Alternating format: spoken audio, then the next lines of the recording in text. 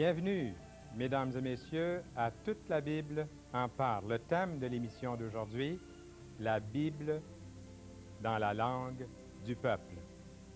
Depuis septembre 1985, Keith et Frankie Patman étudient à l'Institut biblique Bethel à Sherbrooke. Ils sont mariés et parents d'une jolie petite fille de 4 ans, Lauren. Keith et Frankie font partie de l'association Wycliffe pour la traduction de la Bible. Ils nous partageront de quelle façon ils sont venus à se joindre à Wycliffe, les difficultés qu'ils ont rencontrées. Aussi, avec eux, nous tenterons de comprendre l'implication d'un tel ministère. Vers la fin de l'émission, nous aurons le plaisir de vous présenter à nouveau le chanteur Jean-Yves Bouliane, qui est de retour parmi nous. Pour la première fois à l'émission Toute la Bible en parle, c'est une première, Le plan de Dieu, le chemin du retour. C'est le titre d'un ouvrage que nous vous offrons tout à fait gratuitement. Il vous suffit d'en faire la demande maintenant, durant l'émission. Appelez-nous dès l'instant. N'attendez pas après. Si vous voulez parler à quelqu'un de vive voix, c'est le moment maintenant d'appeler. Les numéros qui paraissent au bas de l'écran sont vos numéros. Nous avons aussi une certaine quantité d'évangiles. Si vous ne possédez pas une Bible, un Nouveau Testament ou un évangile, il nous ferait plaisir de vous l'offrir. Vous pouvez le demander en même temps. Et informez-vous, posez vos questions, vos remarques et vos conseils sont toujours très appréciés. Il y a peut-être une étude biblique dans votre rue, dans votre village. Informez-vous, demandez-nous à quel endroit nous nous réunissons pour la prière et l'étude de la Bible. J'ai une question pour vous.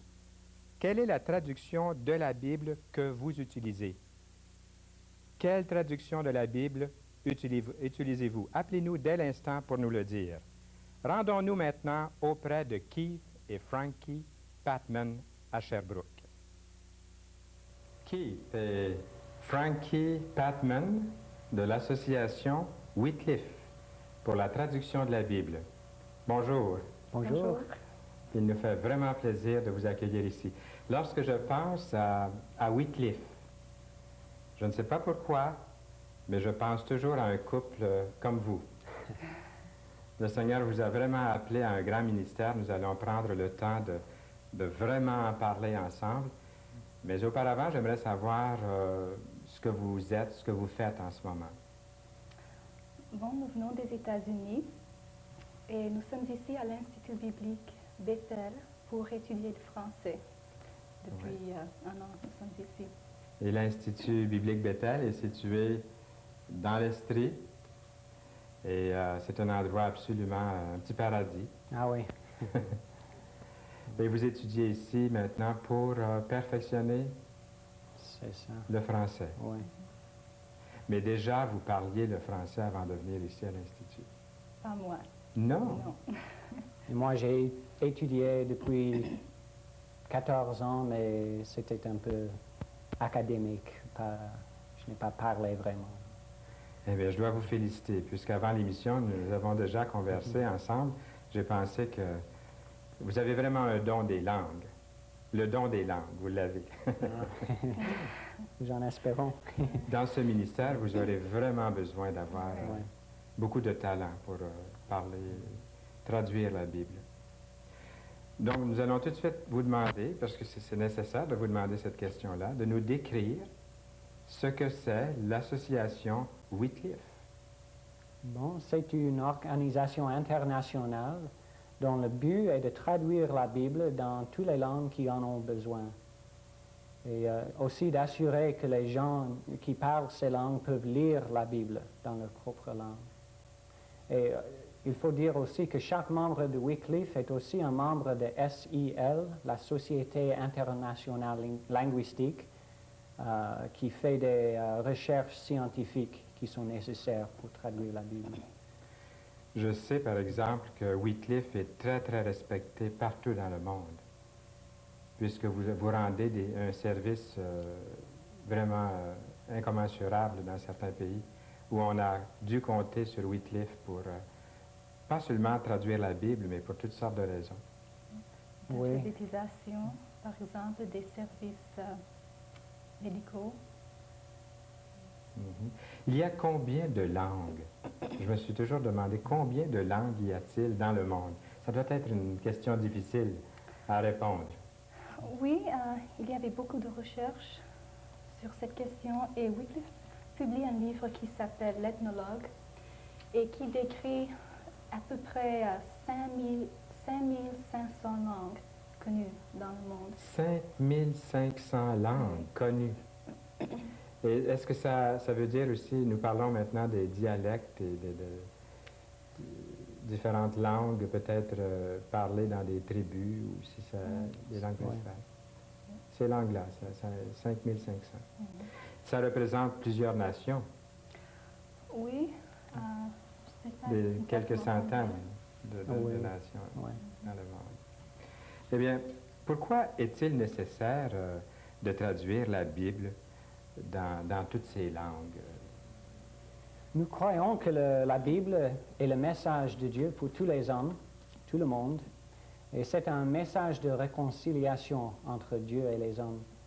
Et c'est écrit dans le livre de Romains, chapitre 10, versets 13 et 14, « Car quiconque invoquera le nom du Seigneur sera sauvé.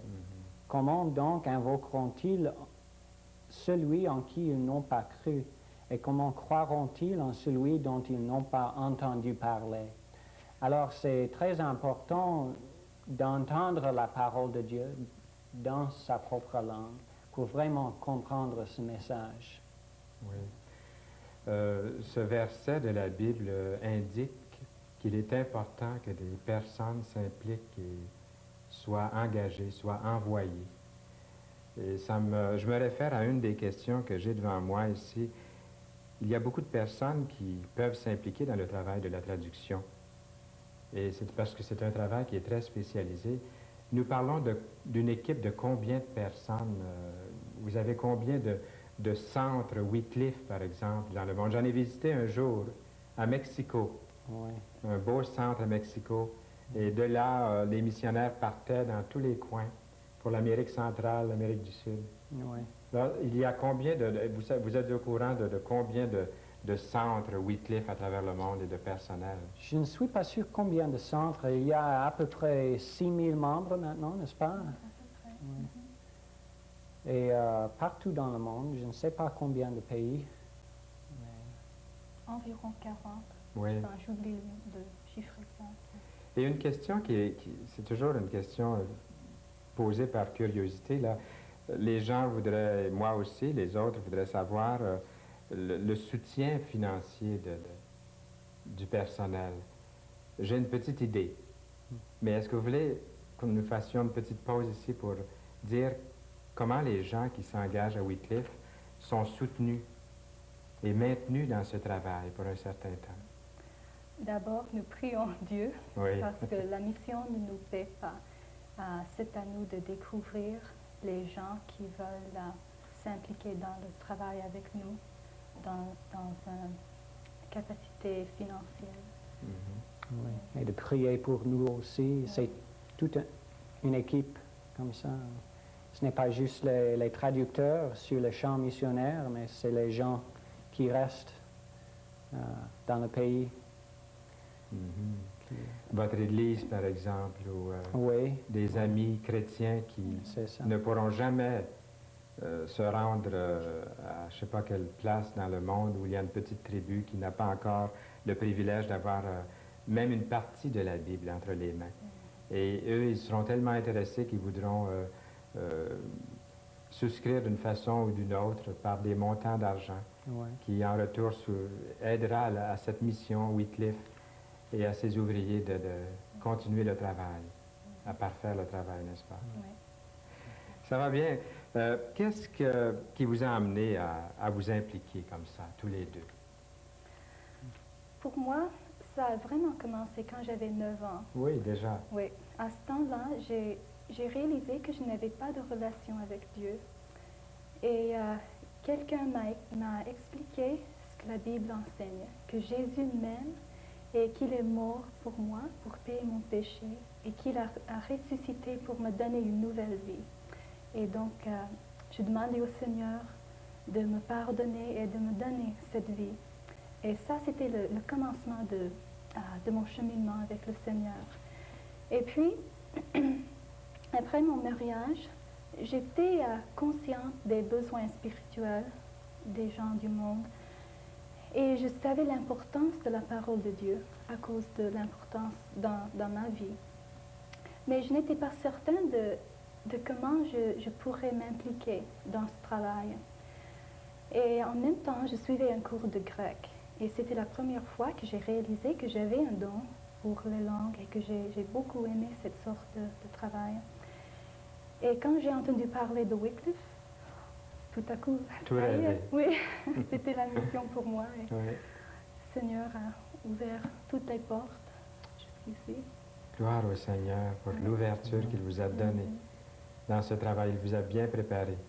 Et pour vous, qui le cheminement d'implication? Oui, moi aussi, j'avais donné ma vie au Seigneur à l'âge de 10 ans et je voulais servir le Seigneur. J'étais en train d'enseigner dans une école chrétienne et j'étais un directeur à un camp évangélique pendant les étés. Mais quand Frankie a commencé à penser à ces choses, les langues, moi aussi, je m'intéressais aux langues.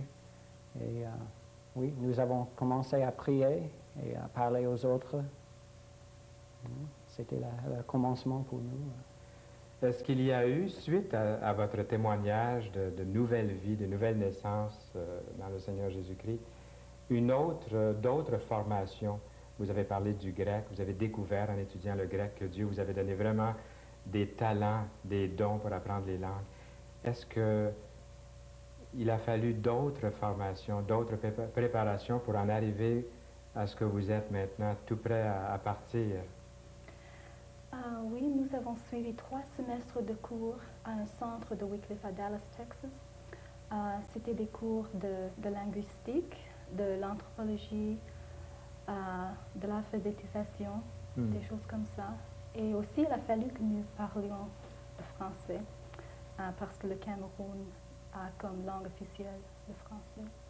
Et donc, nous sommes ici. Vous n'aurez sûrement aucune difficulté en français. Et est-ce que c'est vrai que lorsqu'on parle déjà 2 langues, une 3e, une 4e, Je ne sais pas. c'est seulement... Une langue africaine sera une autre chose, Oui, une autre histoire, oui. Parce que l'anglais et le français sont liés. Mais, C'est ça, si on apprend l'anglais, le français, peut-être l'allemand ou l'espagnol, l'italien, ouais. le portugais, ça pourrait avoir une sorte de parenté, mais si nous commençons à apprendre le chinois puis une langue africaine, Ouais. c'est une autre paire de manches. Oui. Ah bon. C'est intéressant tout ça. Est-ce que vous serez capable de traduire la Bible dans une langue donnée, après l'avoir étudiée X nombre de mois, d'années? Moi, je suis absolument ignorant sur cette question-là. Est-ce que c'est une question de semaines? Vous avez parlé d'un cours de formation très, très concentré de 3 semaines, si j'ai bien compris. 3 semestres.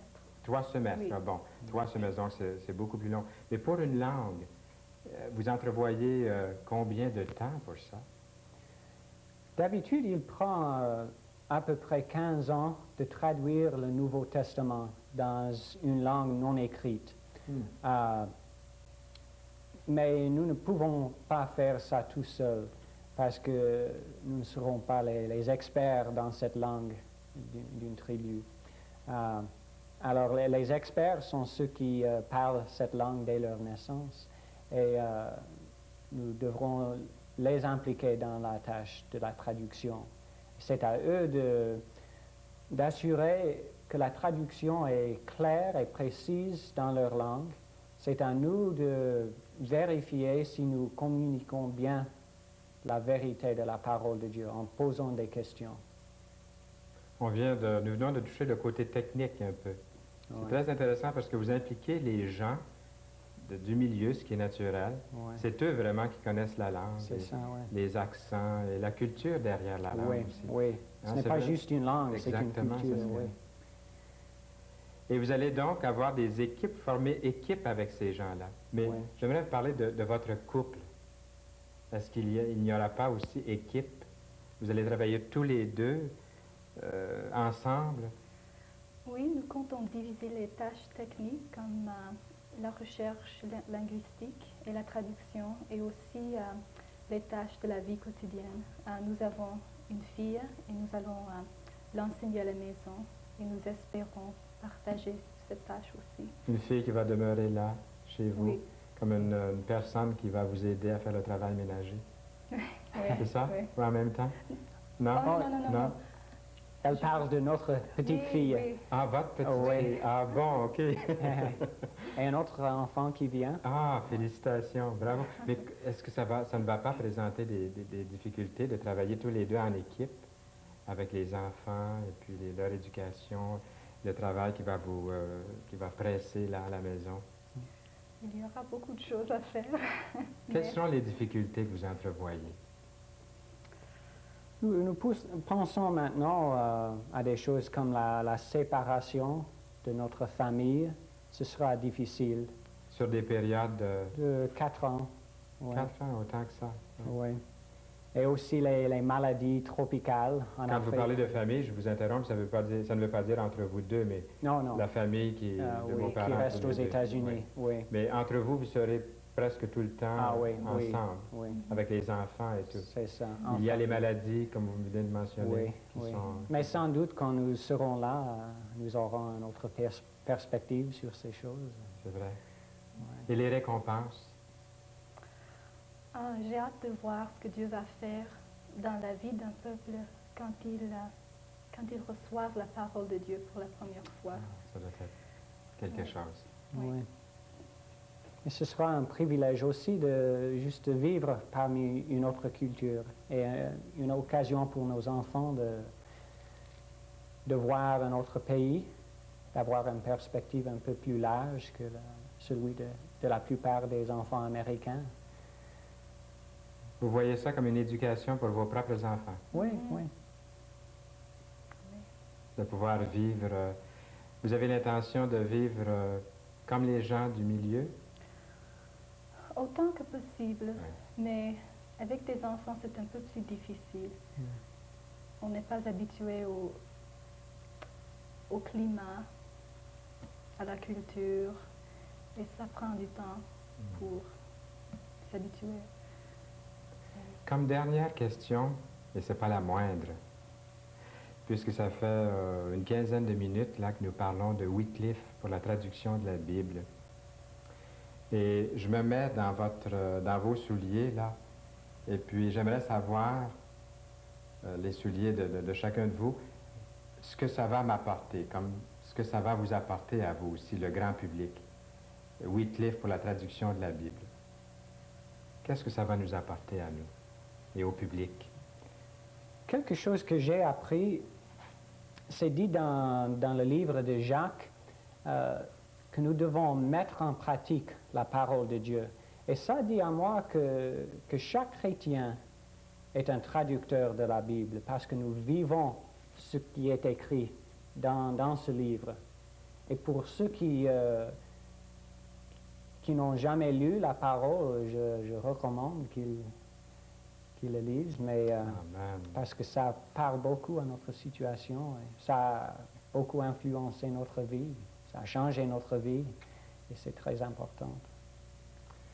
Frankie et Keith Patman, un grand merci. Merci, Merci. à vous. Et beaucoup de succès dans toutes vos entreprises. Que Dieu vous bénisse richement. Merci. C'était Keith et Frankie Patman. N'oubliez pas, au début de l'émission, nous vous parlions de cette documentation, le plan de Dieu, le chemin du retour, et aussi un évangile, si vous ne possédez pas déjà un évangile. Appelez-nous dès l'instant et faites la demande de cette documentation. N'hésitez pas à nous appeler, c'est gratuit. Et la question que je vous posais, si vous vous êtes joint à nous il y a seulement quelques instants, nous aimerions savoir quelle est la traduction de la Bible que vous utilisez. Et peut-être que vous avez eu une minute ou deux là pour aller voir dans le placard ou sur la table du salon ou dans la bibliothèque. Là, vous placez votre Bible, pour constater, peut-être vous n'aviez jamais réalisé qu'il y a plusieurs traductions de la Bible. En effet, il y en a plusieurs. Celle que j'utilise ici, c'est Louis II, mais vous avez aussi Crampon, Maretsu, vous avez Tab, toutes sortes de traductions de la Bible, la traduction moderne en français courant, et j'en passe. Il y en a vraiment toutes sortes de Bibles. Et j'aimerais savoir, nous aimerions savoir, quelle est la traduction que vous utilisez, que vous lisez à tous les jours. Nous avons le privilège d'avoir à l'émission Toute la Bible en parle Jean-Yves Boulian, qui vient de Farnham. Il va chanter pour nous et sa chanson est intitulée « Mon âme est heureuse ». Et c'est vraiment pas tout le monde qui peut dire « Mon âme est heureuse ». C'est après avoir fait une expérience personnelle de Jésus-Christ dans sa vie qu'on peut dire avec certitude « Le Seigneur m'a rendu heureux parce qu'il a transformé ma vie, il m'a donné une vie nouvelle ». Il y a même un psaume qui dit que Dieu nous donne un chant nouveau. Et même à ceux qui ne savent pas chanter, je pense que Dieu leur donne un air, un chant, des paroles, une joie nouvelle dans leur vie parce qu'ils viennent au Seigneur Jésus-Christ. Eh bien, mon cher Jean-Yves Boulian, nous vous écoutons maintenant dans cette chanson.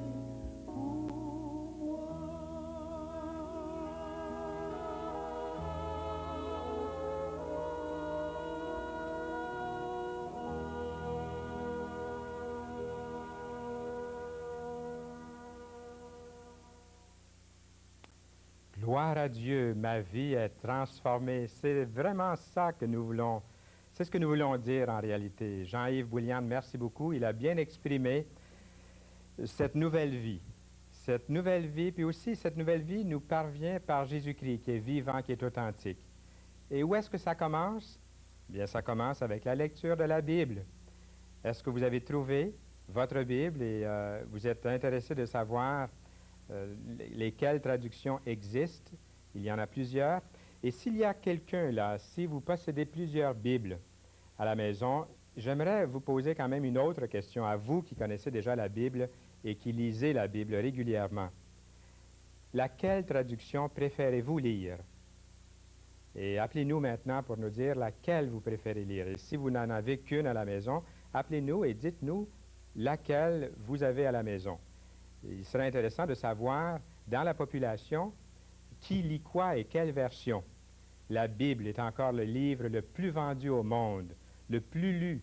C'est le livre le plus aimé, mais c'est le livre aussi le plus attaqué, le plus haï. C'est le livre le plus détruit. C'est le livre le plus gardé, le plus protégé. De la Bible sortent des livres que les bibliothèques du monde ne peuvent à peine contenir. Combien de livres y a-t-il dans le monde, des livres qui ont été inspirés par le livre, la parole de Dieu, la Bible?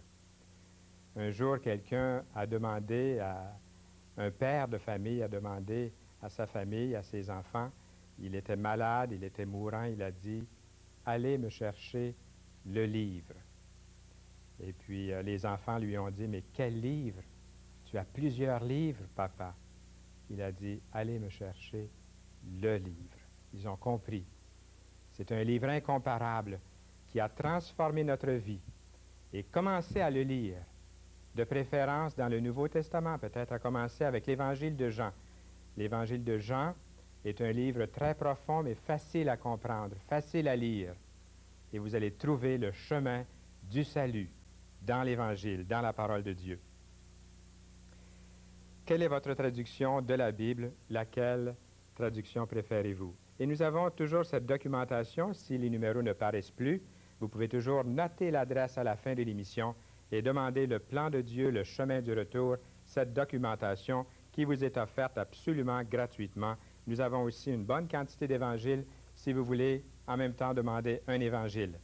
Je serai votre invité à la prochaine émission et Jean-Yves Bouliane sera de retour comme chanteur. Mon sujet sera « Il y a trop d'hypocrites dans les églises ». C'est une objection que je vais apporter et que je vais partager avec vous. D'ici notre prochaine rencontre, que Dieu vous garde. À bientôt.